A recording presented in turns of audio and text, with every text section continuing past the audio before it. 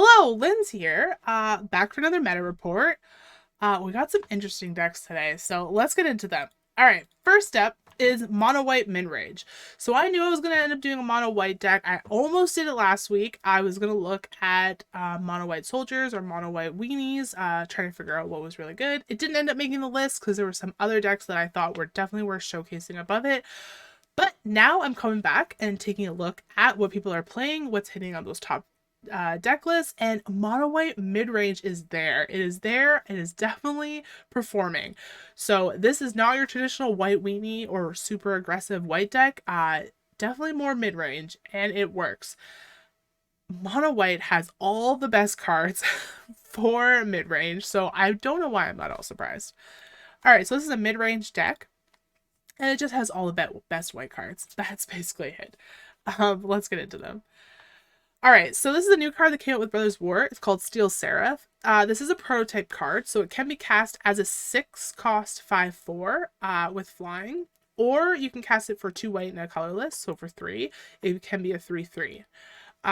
This card is flying. At the beginning of combat on your turn, target creature you control gains your choice of flying, vigilance, or lifelink.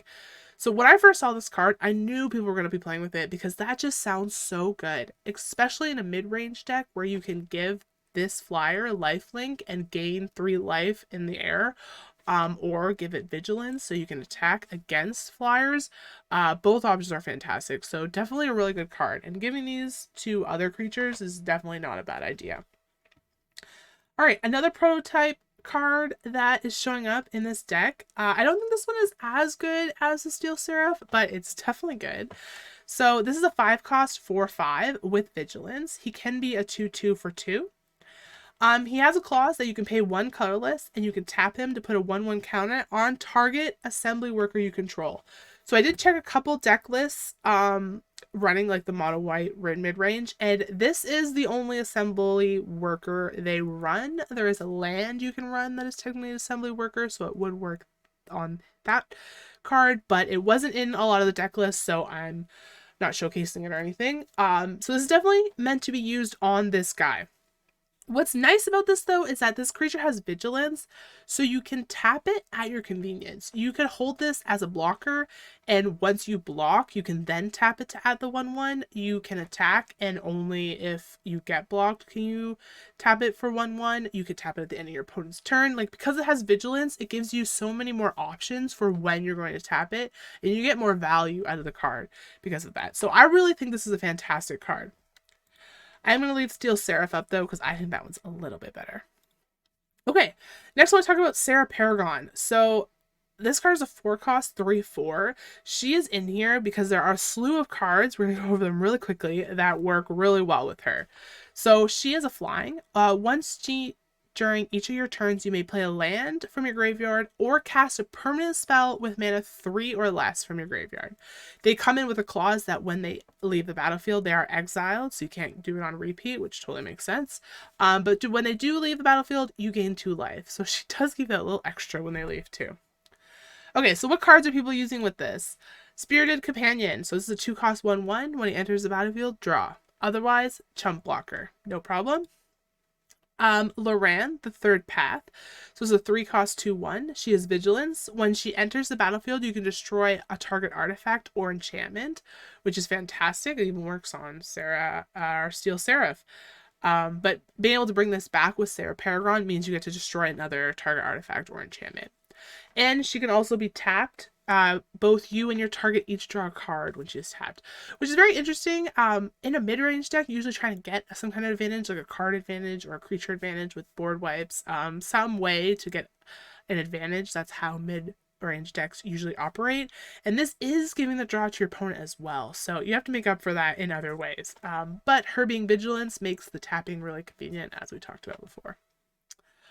What else? Ambitious Farmhand. So this is another 2-cost 1/1. Works similar to our Spirited Companion, where it's just here for a chump blocker, besides the ability that happens when it enters.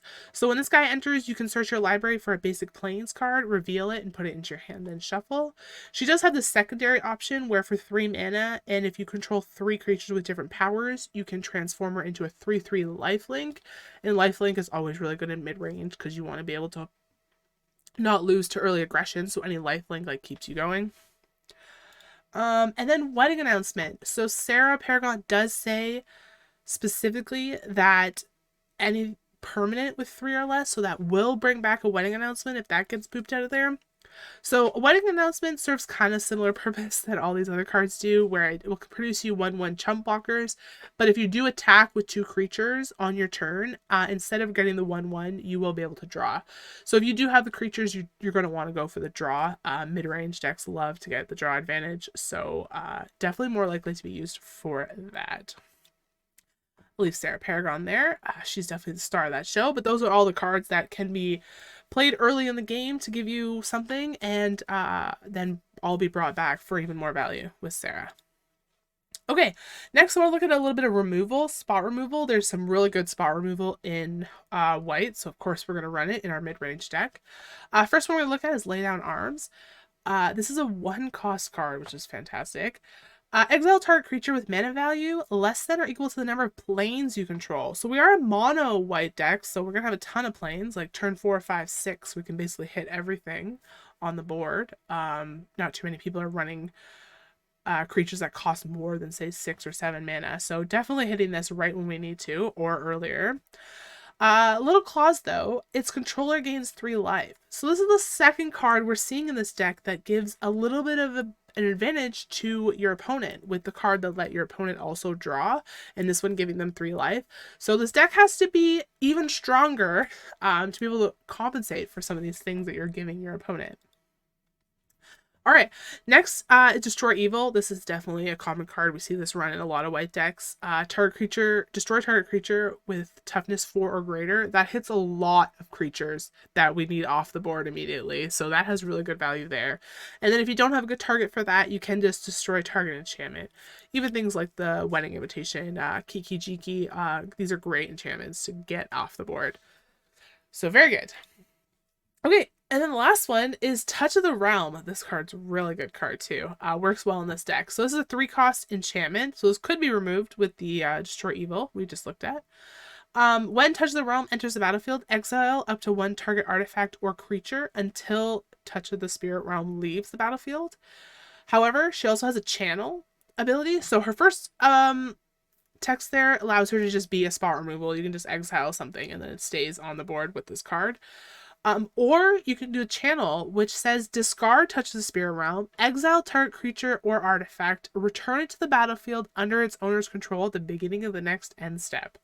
So something that's really interesting about this is if you use this channel ability on a prototype creature like Steel Seraph, so if you had casted this as a 3/3 and you use the channel to basically bounce the card, it always will come in as the 5/4. The prototype is like a built-in ability, and it's not the official mana cost or the official state of the card. The 6 cost 5/4 is. So if you bounce this and it comes under your control again, it will come in as the full creature, and that works for both those prototype cards that we looked at. So definitely a little cheeky interaction there you got to watch for. It also could just be used to protect something. If someone's trying to spot remove your Sarah Paragon, you can just bounce her and she'll come right back, and the spell that was used against her will not resolve, so she will not get removed. So very good card. Uses removal, used for little tricks with the prototype, and just to save anybody you want to save. Okay. Oh, next, of course, they're going to run some board wipes. So Farewell. Anybody who's played against Farewell hates Farewell. It's a 6 cost, so it is more of a mid-range late game card. But you can choose 1 or more.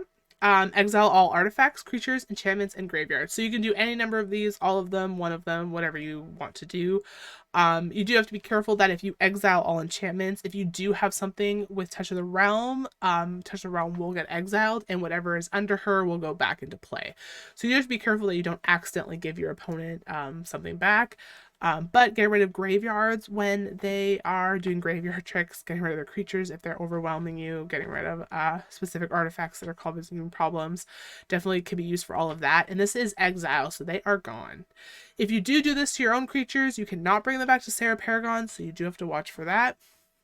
But still, good card to save your butt. Alright, but there's more board wipes, of course. Depopulate, which is actually a 4 cost, so a little easier to cast. Each player who controls a multicolored creature draws a card, then destroy all creatures. So this is, I guess, now the 3rd card we're seeing that could potentially gift something to your opponent. I'm not sure if I like that too much, honestly. But if they do have a multicolored creature on the board, they will get to draw only once. If they have multiple multicolor, that doesn't matter. They only draw once no matter what. And then you destroy all creatures. So that is a board wipe. This one is a destroy. So if you end up doing this to your own creatures, they can be reanimated with Sarah Paragon. So you definitely want to opt for the depopulate early. And then only if your opponent overwhelms you will you use something like Farewell. Okay, and then what are the other wing editions? There were a ton of wing editions happening over here. Like these cards that we looked at early on could definitely win you the game with the Sarah Paragon Reanimates, with the Steel Series getting, the Steel Seraph getting bounced and coming in as a 5/4 flying with lifelink or vigilance or whatever you may need. But if that wasn't enough, we have the Wandering Emperor. So this deck is running 4 of these, and she can definitely win you the game if need be. So this is a 4 cost legendary planeswalker. She has flash, and as long as she was flashed on this turn, you can activate her loyalty ability as an instant. So you can only do that when she first comes in. It's not all the time, thank goodness. But she has lots of options. First one, her +1 is to put a 1/1 counter on a target creature, and it gains first strike. So this is both good on defense and offense. If you are blocking and opponent thinks that they can easily roll over you because their creature's bigger, you could flash this in and buff up your creature and give them first strike to make a block a lot more beneficial for you. And that could also happen if you're attacking if they think they can block you type of thing. Also, another option is to create a 2/2 white Cerberus token with Vigilance. Vigilance is always really strong. You can attack with that without worry of needing a blocker. And then her ultimate ability, which is only -2, so you can definitely do this often, is to exile target tapped creature and gain 2 life. So the tapped part is interesting. People will definitely play more carefully when this is on the board and not tap things they want to lose. But if you're holding this in your hand and you can flash it in after an attack, get something that's already been tapped for attack, you can definitely get some good cards with that. Oh, and the Sanctuary Warden. This is another fantastic card that's extremely difficult to deal with. This is definitely going to win you games in this deck. So this is a 6 cost, 5/5 flyer. She enters the battlefield with 2 shield counters, and a shield counters just means that if you are going to take damage, if the creature is going to take damage, or a destroy mechanic is going to hit it, instead consume a shield counter. So she's a little difficult to get rid of because there are 2 shield counters, so you potentially have to hit her with 2 separate creatures and then kill her after that, or hit her with multiple abilities. You can just straight exile her, and that will work. So if there's a way to exile this creature, you can get rid of it. Otherwise, she's very hard to get rid of.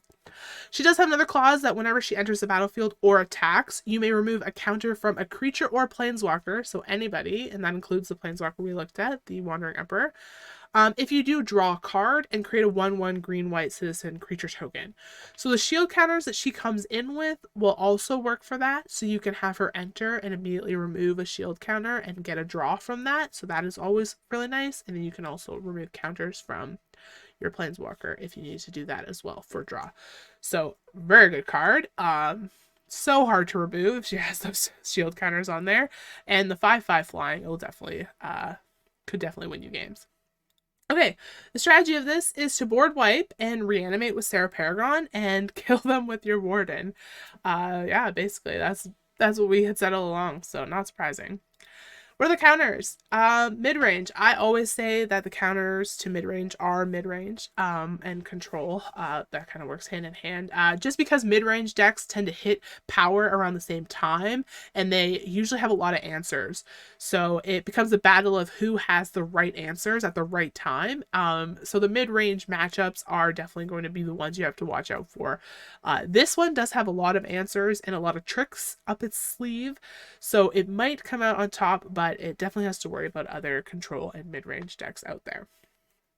Okay, Next, we're going to look at Mono Black Aggro. So we've definitely covered Mono Black before, but with Brothers War coming out, Mono Black has been revamped and is a much aggressive version of its older self, with some really good cards added in there. So let's take a look at those.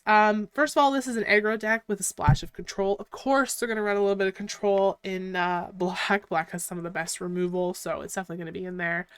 And then what kind of cards are we going to see? We're going to see creatures with some removal. Makes sense. Okay.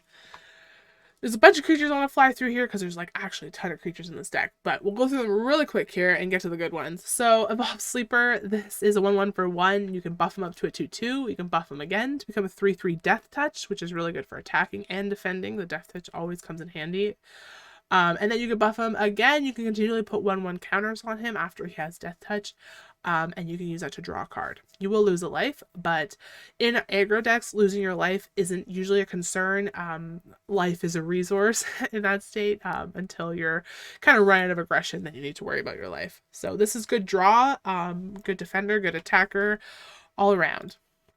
All right, Tenacious Underdog. It's just a really high value card. You see it in a lot of black decks. So it's a 3/2 for 3.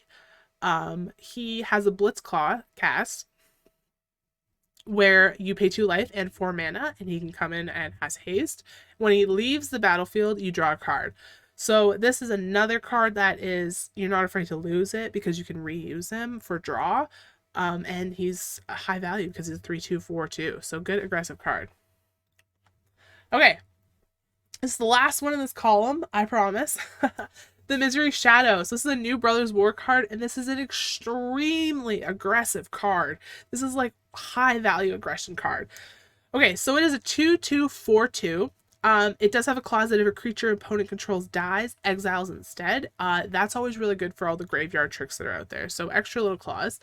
And then it has the ability where for 1 colorless mana, so this works in a lot of colored decks, not just mono black. It could work in a lot of aggro decks.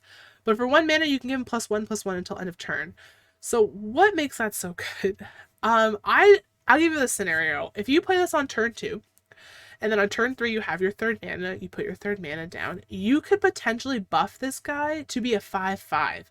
A 5/5 on turn 3, that is like on par with things that mono red comes up with. Like, it is not super common for decks to be hitting you for 5 so early. And if you had an Evolve Sleeper on turn 1 as well, like you're hitting them for 6 on turn 3, it can be very aggressive.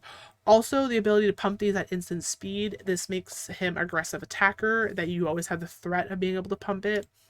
And then you don't even have to do that if they just let it through, and you can just keep casting other stuff. Also, same as a blocker if you need it.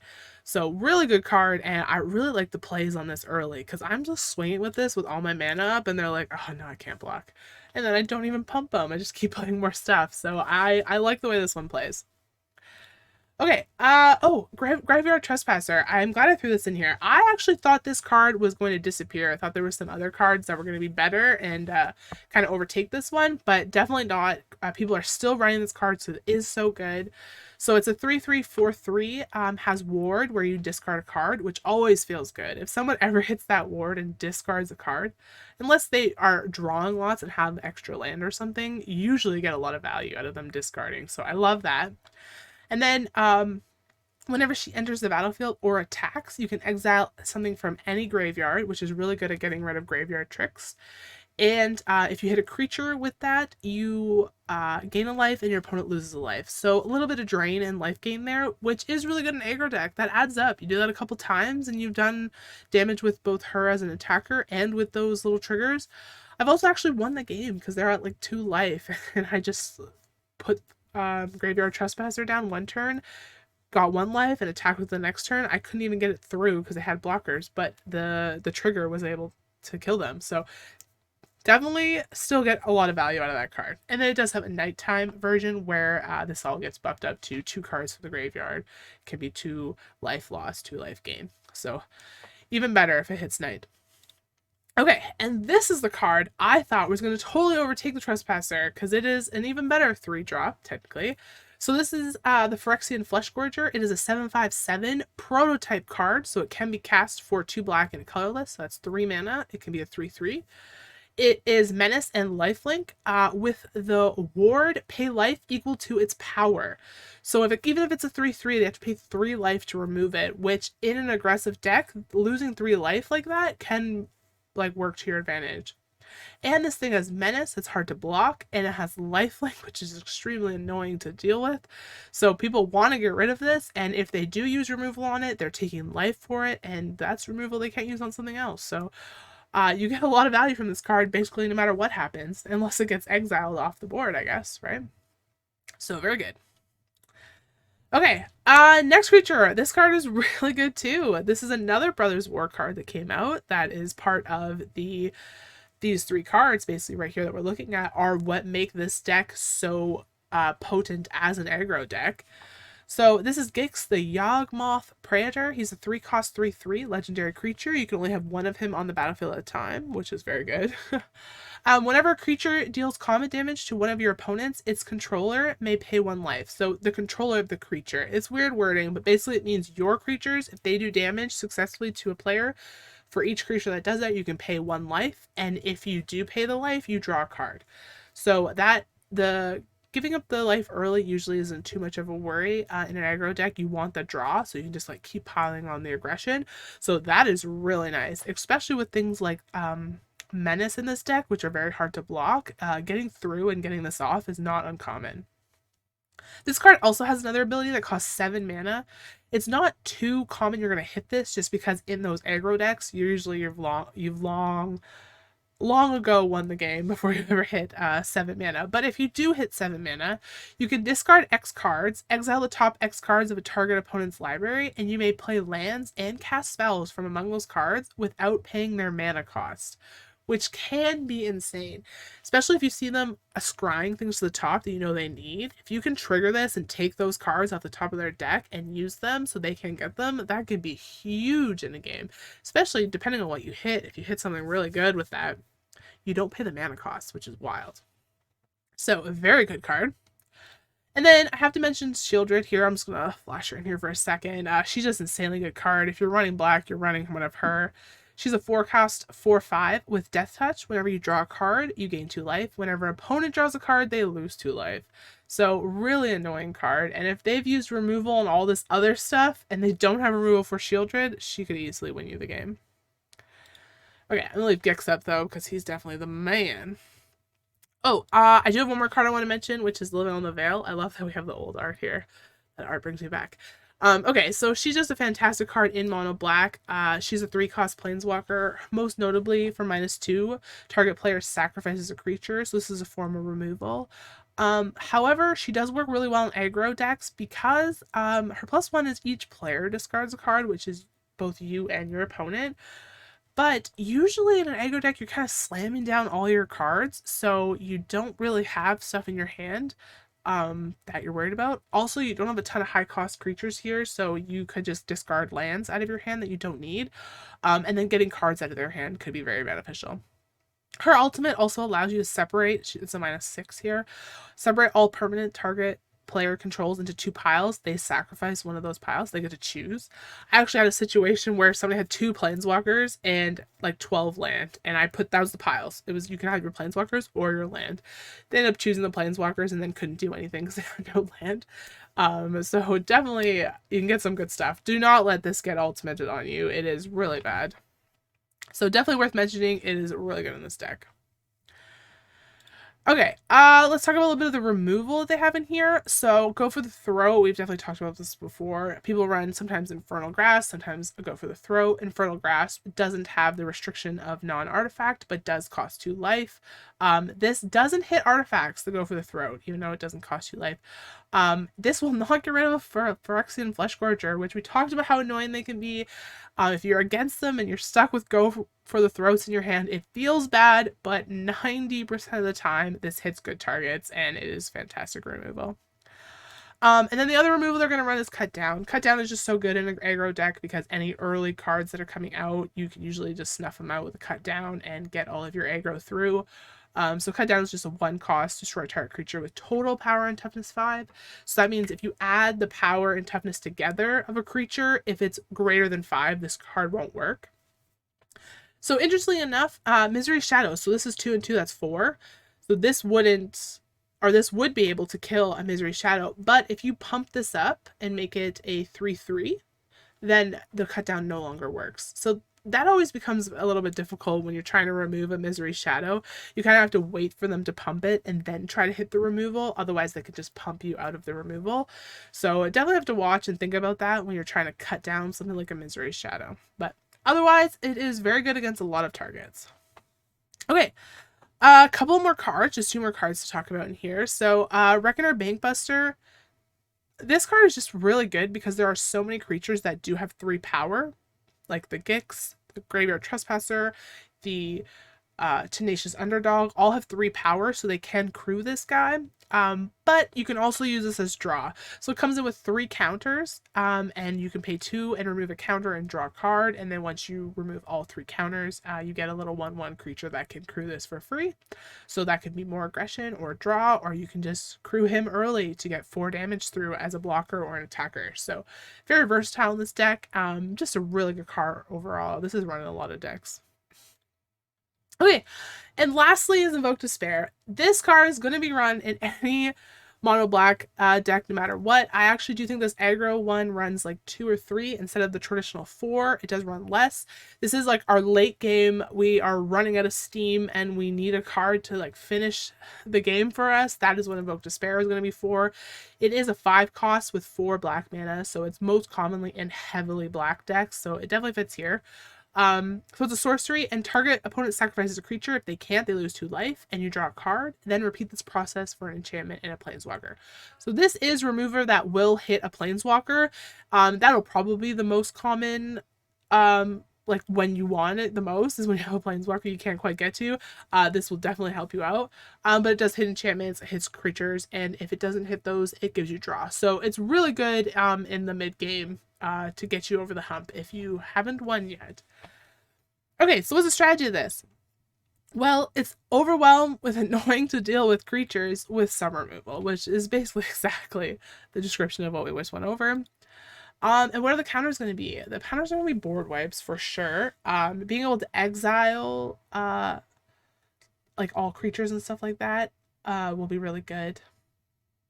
So you don't have to worry about having to spot target the things with ward, like the Graveyard Trespasser and the Phyrexian Fleshgorger. If you can just board wipe things like that, exile all these creatures, so can't do any tricks with them. That will definitely shut this down. And then I put flying because I played this deck a little bit and I couldn't do very much against the angels with lifelink and flying. So I definitely think that has a chance against this because they have similar like aggro mid-game play, and then they're flying and I can't block anything.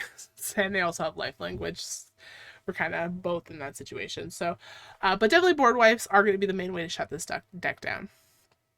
Okay, last deck. This is a little weird, but it's out there and I'm seeing it a lot. Azorius Urza. So there are some big streamers that are running these decks. It's definitely showing up on meta lists. It's not as common as a deck as maybe the other ones we looked at more recently, but I expect to see it a little bit more. So this is a mid-range deck, and the cards we're going to see, the whole bread and butter of this deck is the Urza meld cards. So here, I'll just bring them up real quick. So we have both Urza, Lord Protector, and the Mightstone, Weakstone. These are the cards you want to get out. Alright, so let's look at Urza. He's a 3-cost 2/4. He is a legendary creature. You can only have 1 on the field at a time, but he gives you discounts on artifacts, instants, and sorceries that will cost 1 less. And then for 7 mana, if you own both him and an artifact named the Mightstone and the Weakstone, exile them and meld them into Urza, Planeswalker. Activate only as a sorcery. Alright, so 7 mana to do that. So Mightstone, Weakstone. This is a 5 cost. Remember, you do get 1 discount for it if you already have Urza, Lord Protector out. So this could potentially come out for 4 mana. When he enters the battlefield, choose 1, draw 2 cards, or target creature is -5/-5 until end of turn. I love that it's -5/-5. So 2 things about that. -5 hits all those creatures that we don't want to deal with. Like the Warden, for instance, that was a 5/5 flyer with shield counters. Those shield counters don't matter. If you give something -5/-5, it's gone.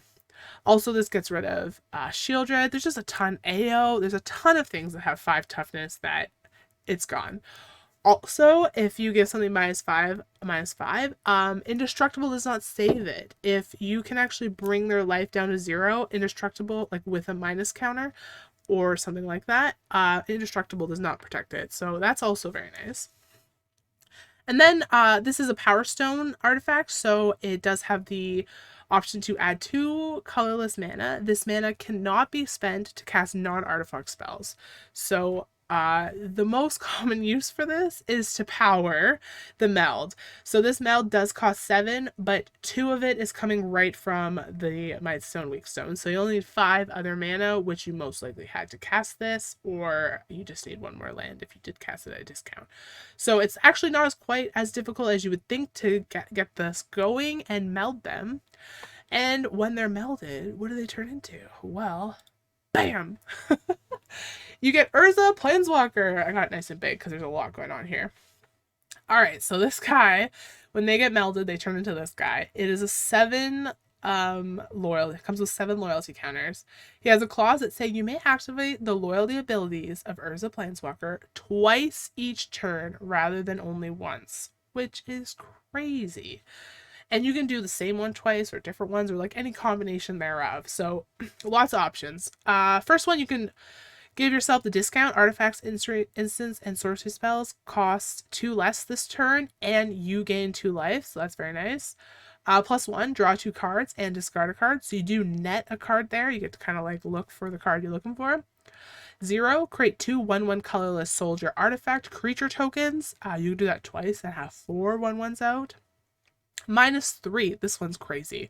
Exile target non-land permanent. What? Twice? It's just non-land, so that hits planeswalkers, hits enchantments, artifacts, creatures. So you can get rid of 2 things off the board, because this is coming in with 7. So you can -3, -3, and be sitting at 1. And then the -10, which is not too hard to hit, because you have to do everything twice, right? You can do +2, +2, and then the next turn, -10, +2, like, and still be going, right? So -10, artifacts and planeswalkers you control gain indestructible until end of turn. Destroy all non-land permanents. So this is a huge board wipe, but your stuff is mostly protected, which is crazy, especially since it's not too hard to hit. So very interesting card. When this comes on the board, you need to worry, and the whole deck is all about getting this on the board. All right, so what other cards are they using to do that? Well, they have some of our favorite chump blockers. We talked about these in mono white. Spirited Companion. He's a 2-cost 1/1. When he enters the battlefield, draw a card. We also have the Ambitious Farmland. Same idea. 2-cost 1/1. When she enters the battlefield, search your library for a basic plains card. So this is just so you can hit those mana curves on time, so you can get all these cards out on time. She has the extra clause of becoming a 3/3 lifelink if you pay 3 and have 3 creatures with different powers.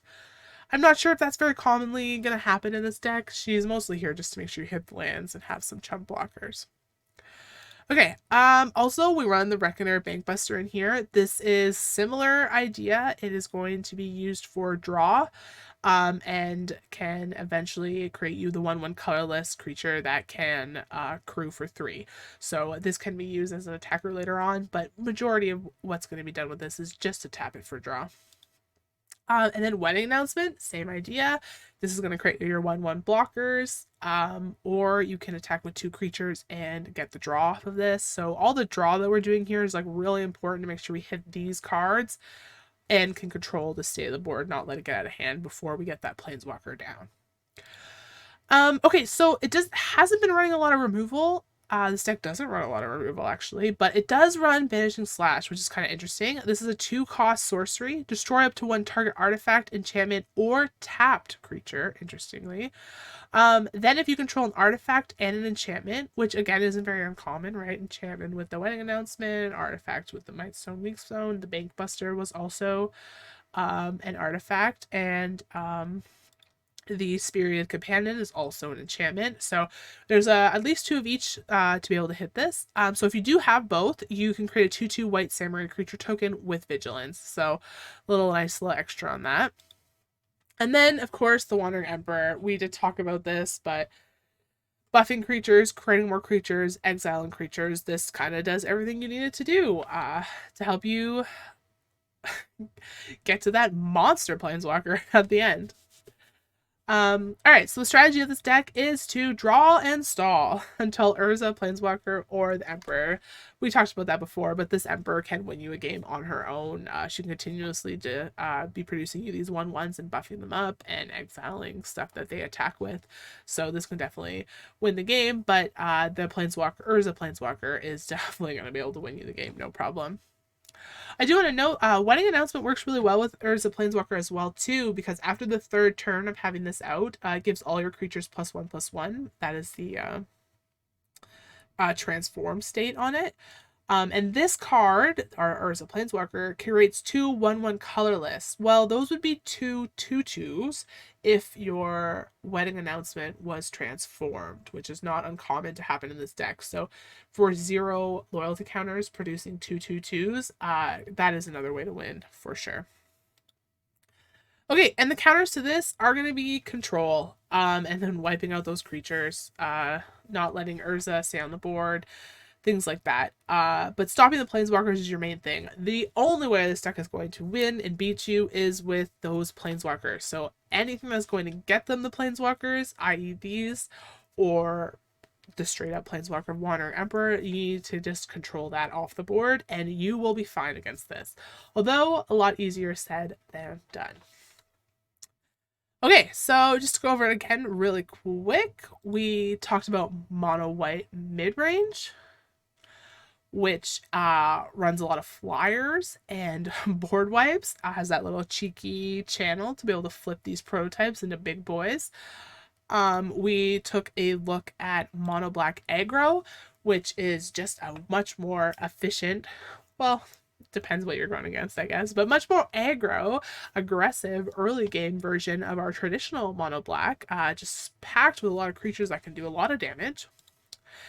And lastly, we looked at Azorius Urza deck, which is here to make Urza Planeswalker, which is just insane. This exile target non-land permanent, being able to do this twice is just wild. And then the full-blown board wipe is also there. So very good card. Okay, that was all I had today for the meta report. These decks are insane. Let me know if you're playing with these and how it ends up. Especially with that Urza one. Like, I did see some big time streamers rocking that deck, so I want to know if anybody else is having luck with it. Let me know. All right, thanks again for tuning in. Ciao.